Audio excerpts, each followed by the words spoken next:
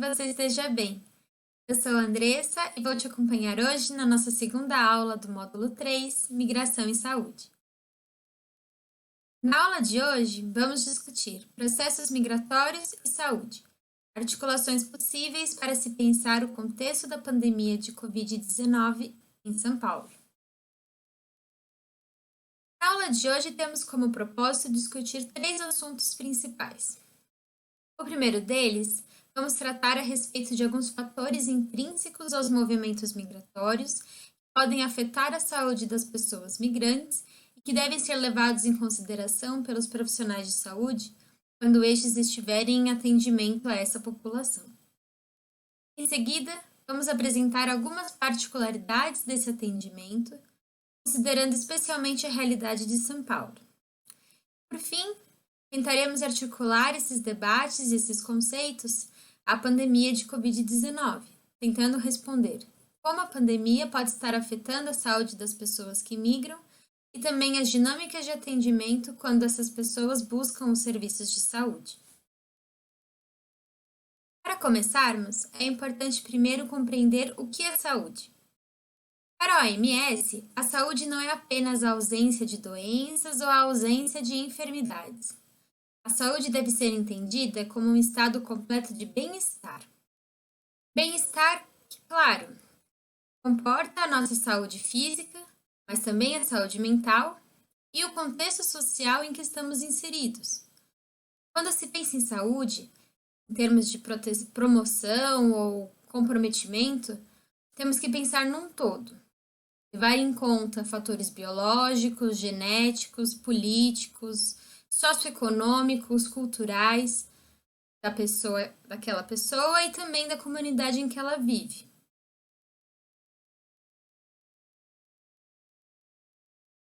Agora que entendemos o que é saúde, vamos começar a articular esses conceitos com migração. Vamos fazer uma tentativa de entender. Agora que entendemos o que é saúde, vamos articulá-la ao campo da migração. Alguns elementos são importantes para serem considerados em termos do que pode ou não afetar a saúde de uma pessoa quando ela migra. Vou trazer aqui alguns exemplos do que deve ser levado em conta. Primeiro deles, como se deu a decisão pela migração? Essa decisão foi tomada voluntariamente, por escolha pessoal ou familiar, na busca por uma oportunidade de trabalho, na busca na realização de um sonho, na busca de um tratamento de saúde, uma oportunidade de intercâmbio, ou se deu em condições extremas, na tentativa de fuga por uma perseguição, pela vivência de uma situação de violência, ou porque aquele local de origem passou por algum desastre ambiental. Isso muda completamente como uma pessoa pode sentir toda a experiência migratória que está por vir. Temos que pensar que, a depender de como essa decisão foi tomada, os planos da migração podem ser afetados. Quanto se sabia sobre o local de destino? Foi possível planejar a viagem, saber aonde procurar ajuda ao chegar no local de destino? Essa viagem ocorreu sozinha, em termos familiares, em rede? As pendências no local de origem foram resolvidas? Todos esses fatores compõem alguns elementos que eventualmente podem comprometer a saúde de uma pessoa. Da mesma forma, as condições de viagem, que, em outras palavras, diz respeito ao trajeto. Esse trajeto ocorreu em situação irregular, por exemplo, a pessoa teve que passar por situações perigosas, extremas, ou ocorreu tudo bem, ocorreu tudo como planejado, tinha uma pessoa que estava esperando quando se chega. Também temos que levar em conta como ocorreu a integração no local de destino. De um modo geral, a literatura das migrações indica que um nível de adaptação sempre é necessário. Seja por conta da língua falada nesse novo local, que pode ser diferente da que se falava no local de residência habitual ou anterior, ou porque a língua é diferente da língua materna daquele sujeito, pode ser que seja necessário se adaptar em termos de ambientes físicos, no que diz respeito ao clima, a aspectos geográficos. Também é necessário se adaptar, talvez seja necessário se adaptar aos costumes, às tradições, às culturas e aos símbolos que são compartilhados pela sociedade de destino, que aos poucos esse imigrante e sua família precisem ir incorporando. Também os vínculos, as redes sociais, esses novos contatos com as pessoas que vivem nesse local, nesse novo local de moradia, também pode implicar algum nível de adaptação. Além disso, a inserção laboral também pode ser um determinante nesse aspecto, no que diz respeito à ocupação que se tinha no local de origem e se passa a ter nesse local de destino.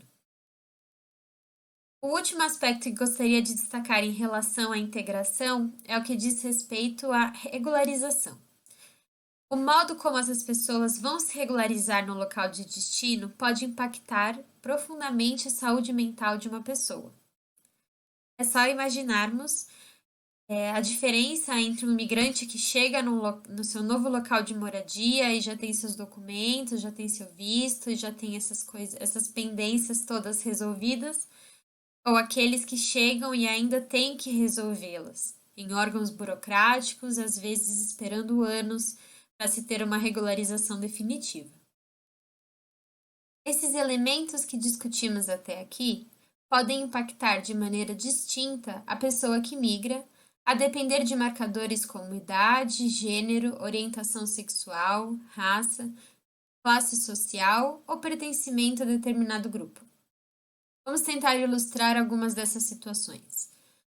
Por exemplo, uma criança que esteja em fase de alfabetização, que vai à escola, de alguma forma tem um ciclo de socialização com outras crianças ou pessoas da sociedade de destino, pode ter oportunidades diferentes de contato com o idioma.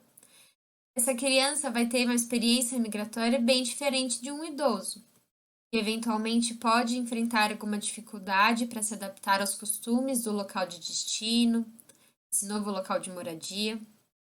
Pode enfrentar dificuldades para se inserir no mercado de trabalho ou mesmo para continuar desempenhando o mesmo papel que tinha no seu local de origem. A depender também,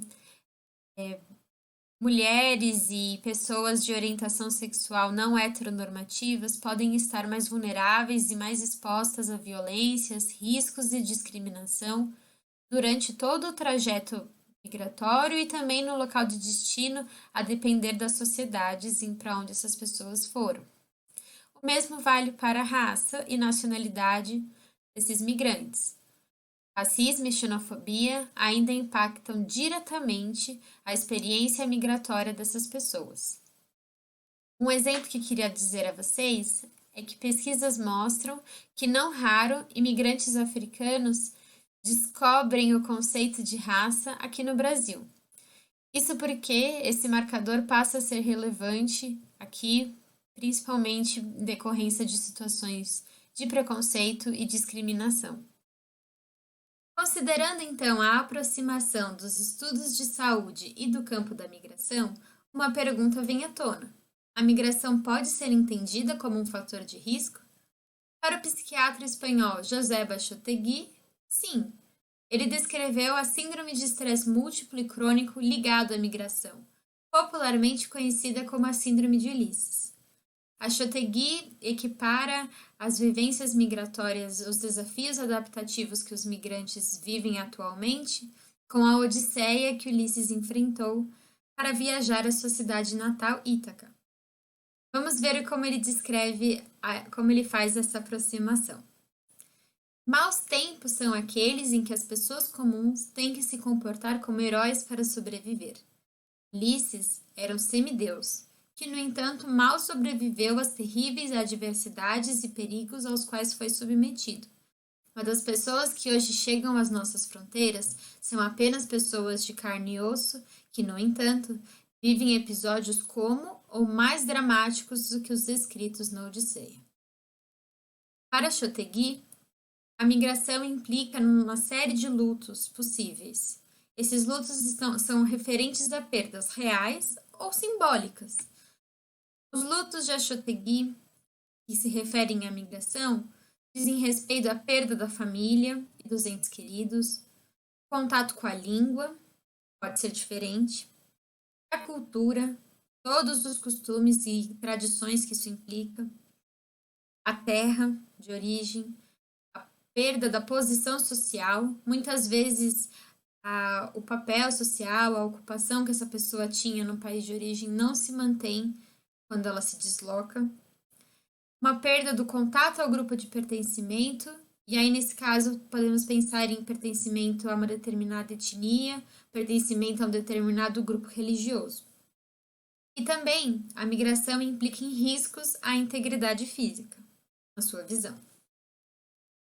A visão de Achotegui a respeito da síndrome de Ulisses e os fatores de riscos que envolvem as migrações não é consenso para todos os estudiosos do tema. Muitos acreditam que, na verdade, a síndrome de Ulisses se insere num movimento que se chama de patologização da migração, ou seja, uma redução da experiência migratória a uma categoria médica. Os teóricos que são contrários a esse movimento da síndrome de Ulisses e a uma tentativa de olhar a saúde do migrante pelo viés da doença, acreditam que essa é uma visão muito reducionista, uma visão muito simplificada da experiência migratória. Esses teóricos acreditam que a migração não é a mesma para todos. Cada um vivenciará a migração de uma maneira distinta, de modo que atribuir o fator de risco à experiência migratória pode não ser a melhor estratégia para se articular os temas da migração e saúde. Os teóricos contrários à patologização das migrações acreditam que cada pessoa vive de maneira única seu processo migratório, a depender da conjuntura em que vive e de seus recursos psíquicos internos para responder às adversidades impostas pela migração. Cabe frisar que imigrantes são pessoas com histórias de vida, aprendizado, vivências anteriores à imigração, e que todo o repertório adquirido individual, social e culturalmente determinam como essas pessoas atravessarão possíveis impasses. Vejamos agora um pouco a respeito do atendimento de saúde a migrantes no contexto brasileiro. O direito a acessar os serviços de saúde é garantido pela Constituição Federal, no artigo 196, em que se determina que a saúde é um direito de todos e dever do Estado. O Sistema Único de Saúde, que ampara-se em 3 princípios básicos, também determina que os migrantes têm direito à saúde no Brasil. O princípio da universalidade diz que todos, sem distinção, têm direito à saúde. Isso inclui, portanto, os migrantes que vivem no país, inclusive aqueles que estão sem documentação ou em situação irregular. O princípio da integralidade do SUS determina que a saúde seja pensada de modo mais amplo, considerando em contexto mais global, abrangendo também contextos sociais que pensem em políticas públicas que visem não apenas o atendimento, mas também a prevenção, o tratamento e a reabilitação. O princípio da equidade determina que as especificidades de cada sujeito, de cada grupo ou cada população sejam considerados quando em atendimento de saúde. Então, no caso das pessoas migrantes, essas particularidades que vimos até aqui devem ser consideradas quando os profissionais de saúde forem atender essas pessoas. O município de São Paulo é o único no Brasil, até então, que tem uma legislação própria para coordenar políticas para migrantes. A Lei 16.478 de 2016 estabelece, então, que os migrantes têm direito à saúde, dentre outros direitos daqui na cidade. O atendimento de saúde a pessoas migrantes deve considerar algumas especificidades. A primeira delas, e talvez a mais emblemática, seja a barreira linguística. A barreira linguística é importantíssima para se pensar em como vai ocorrer a relação entre o médico e o paciente. Temos que pensar que a dificuldade ou a falta de domínio do português pode dificultar na expressão de sintomas e também na compreensão de encaminhamentos e tratamentos. Além disso, a barreira linguística também pode se estender e se pensar numa barreira cultural, em que paciente e médico, paciente e profissional de saúde, talvez não compartilhem das mesmas concepções de saúde, doença e tratamento. Em outras palavras, para ficar um pouco mais claro, talvez o mesmo sintoma seja diagnosticado de uma determinada forma no Brasil e no país daquela pessoa talvez seja visto de outro jeito. A gestação, os cuidados que compõem a gestação, podem ser distintos dos que fazemos aqui no Brasil e na sociedade ocidental de um modo geral, e do que se pratica em outras culturas ou em outras sociedades. Essas diferenças no atendimento, ou mesmo a dificuldade de se expressar ou se fazer entender, têm que ser levados em consideração nos atendimentos de saúde. Nós vamos discutir mais para frente o que se pode fazer para evitar esse tipo de situação. Também é comum que os migrantes tenham receio de se apresentar em órgãos públicos, incluindo os de serviço de saúde, quando estão em situação irregular ou indocumentada. Como eu disse a vocês, o princípio da universalidade do SUS determina que essas pessoas têm direito e podem ser atendidas nos postos de saúde. Entretanto, a barreira linguística, como a gente havia dito, também pode implicar um desconhecimento a respeito da lei brasileira, das condições, dos direitos que os imigrantes têm no país. Então, não raro essas pessoas não procuram atendimentos de saúde, talvez só o façam em situações muito graves ou severas, quando o comprometimento é bem mais sério. A discriminação também é um ponto importante a ser considerado quando essas pessoas buscam atendimento, pois não raro sofrem de racismo e xenofobia. Para contornar esses impasses, a abordagem da interculturalidade tem se mostrado como um recurso potente nos atendimentos de saúde a migrantes. Aqui em São Paulo, a professora doutora Silvia Dantas é uma referência nesse tema. A interculturalidade está pautada na interação, no diálogo, na alteridade, na valorização da cultura do outro e no acolhimento às diversas concepções de saúde, doença e tratamento que são partilhadas entre médico e paciente. A interculturalidade, quando está aplicada aos serviços de saúde, pressupõe a existência de profissionais que atuem como mediadores culturais, possam romper as barreiras culturais e linguísticas que vimos anteriormente. A abordagem intercultural também pressupõe a contratação de imigrantes em postos de trabalho nos serviços de saúde, também pressupõe a elaboração de informativos traduzidos em diversas línguas, a realização de protocolos de atendimentos multilingües, também na capacitação e sensibilização dos servidores para que eles entendam as especificidades do atendimento às pessoas migrantes. Tentaremos agora aplicar os conceitos discutidos para compreender os impactos da pandemia de Covid-19 às pessoas migrantes. Muitos dos impasses que vimos até aqui podem se agravar num contexto como esse. É o caso da barreira linguística, que agora, além de tudo, pode representar um entrave para se acessar informações confiáveis a respeito da pandemia. Informações estas que dizem respeito a dados, a métodos de prevenção, a tratamentos. Também, essa barreira linguística pode ser um entrave na reivindicação de direitos, não apenas do direito a ter saúde, do direito a acessar os serviços, mas também a reivindicar os benefícios emergenciais que os migrantes também têm direito. O medo da xenofobia pode se exacerbar, visto que no momento atual, muitos migrantes podem ter o receio de serem preteridos em relação aos brasileiros quando forem buscar atendimento de saúde.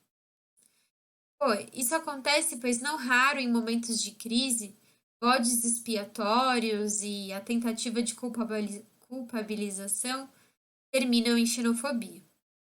Além disso, muitos migrantes podem estar expostos à contaminação a depender das condições de moradia e trabalho. Como vimos anteriormente, os marcadores de classe social implicam diretamente no modo como essa integração acontece. Estou pensando aqui nos migrantes que vivem em ocupações, em centros de acolhida, em cortiços, ou então aqueles que são trabalhadores informais, autônomos, que trabalham em lugares insalubres, são vítimas de situações análogas à escravidão. Essas pessoas podem não conseguir se proteger, fazer o isolamento adequado ou mesmo ter o controle de higienização necessários para o combate ao novo coronavírus. A suspensão de serviços de regularização migratória, também das entidades que prestam apoio aos migrantes, pode prejudicar principalmente a saúde mental dessas pessoas nesse momento. Isso porque a impossibilidade de regularização estende ainda mais as inseguranças próprias daqueles que vivem em situação irregular e são indocumentados ou estão aguardando para se regularizar. Além disso, processos como naturalização e reunificação familiar também dependem desses serviços e podem ficar interrompidos durante a pandemia de Covid-19. Não ter o apoio de organizações da sociedade civil também aumenta o sentimento de desamparo e impotência. Outras implicações possíveis dizem respeito à preocupação com os familiares e entes queridos que vivem no local de origem ou outros. A depender de como esses locais estão lidando com a pandemia, sentimentos de impotência podem se agravar, especialmente considerando as políticas públicas que estão sendo adotadas, o número de casos, o número de óbitos e os métodos de prevenção e tratamento que estão sendo disponibilizados. Além disso, é importante considerar que muitos migrantes que vivem no Brasil podem já ter vivido ou até fugido de epidemias em seus locais de origem. É o caso dos haitianos, que em 2010 passaram por um surto gravíssimo de cólera, e também de imigrantes provenientes do continente africano, de países como Serra Leoa, Guiné-Conakry, República Democrática do Congo e Libéria, que enfrentaram o ebola. Cabe a nós refletir como essas pessoas estão encarando a pandemia do novo coronavírus. Estariam mais preparadas, pois já possuem conhecimentos prévios? Ou a pandemia pode estar os fazendo reviver sentimentos e lembranças traumáticas do passado? Já finalizando nossa aula, gostaria de destacar duas ações que estão sendo tomadas para o enfrentamento dos impactos do novo coronavírus às pessoas migrantes que vivem no Brasil. A primeira delas diz respeito à reivindicação do campo nacionalidade nos registros do Ministério da Saúde. Essa ação visa contornar a escassez de dados e a invisibilidade da população migrante frente aos desafios impostos pelo coronavírus. Sem essas informações, torna-se ainda mais difícil exigir políticas públicas adequadas para essa população. A outra ação que gostaria de destacar é a campanha Regularização Já. Esta advoga a regularização de imigrantes que estão em situação irregular, indocumentada ou provisória. Esta campanha se baseia na atual Lei de Imigração, número 13.445 de 2017, que prevê a acolhida humanitária em situações emergenciais. Chegamos ao fim da aula de hoje.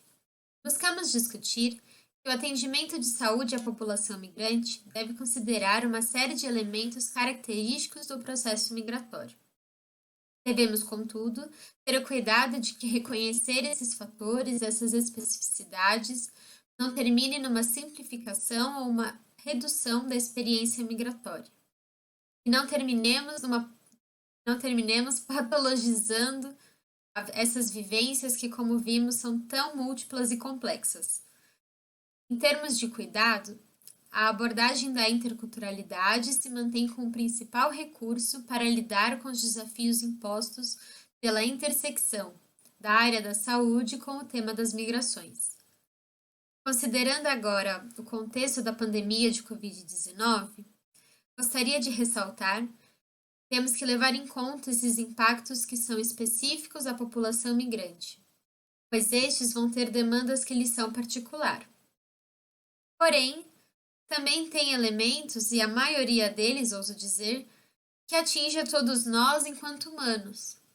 Me refiro a sentimentos de impotência, ao medo, às incertezas de quanto tempo isso vai durar, o desconhecido. São elementos que atingem a todos nós. Com isso, reforço a importância de que os serviços de saúde ofereçam atendimentos integrais e específicos ao mesmo tempo. Com o panorama que vimos na aula de hoje, espero que você tenha aproveitado e tenha se interessado em saber cada vez mais sobre esse assunto tão vasto e rico que é a relação entre imigração e saúde. Nos vemos ao longo do curso. Até mais!